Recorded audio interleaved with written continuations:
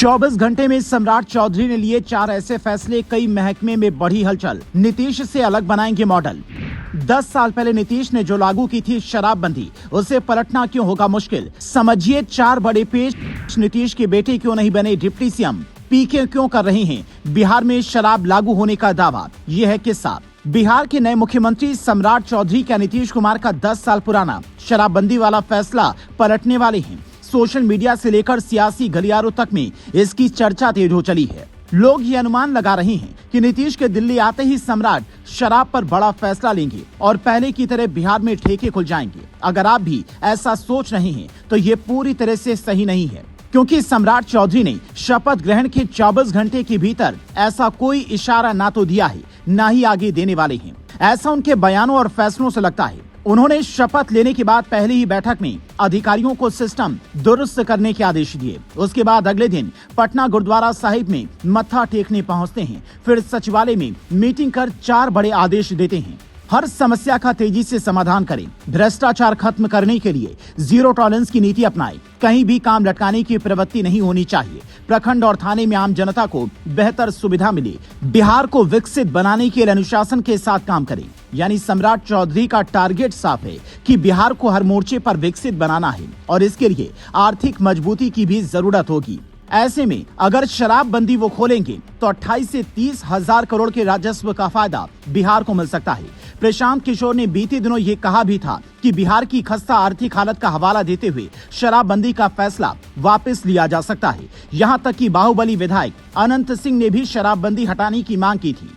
राष्ट्रीय लोक मोर्चा के विधायक माधव आनंद ने सम्राट चौधरी से मुलाकात कर बाकायदा ये मांग उठाई कि शराबबंदी अब जरूरी नहीं है, लेकिन ये 4 ऐसे पेच फंसे हैं जिसकी वजह से शराबबंदी हटाने का फैसला इतना आसान नहीं माना जा रहा है। पहला, सम्राट ने शराबबंदी को लेकर नीतीश कुमार के जीवन का बड़ा फैसला बताया और नीतीश मॉडल को आगे बढ़ाने की बात कही। ऐसे में यह फैसला पलटना गठबंधन और नीतीश की छवि को नुकसान पहुंचा सकता है। जेडीयू के ज्यादातर नेता शराबबंदी के पक्ष में हैं। दूसरा, साल 2016 में जब नीतीश कुमार ने शराबबंदी का फैसला लिया तो इसे महिलाओं का खूब समर्थन मिला। इससे घरेलू हिंसा, कर्ज और गरीबी में कमी आई थी। ऐसे में यह फैसला बदला गया तो ग्रामीण महिलाओं का विरोध बढ़ सकता है। तीसरा, अचानक इसे हटाने से कानून व्यवस्था बिगड़ सकती है।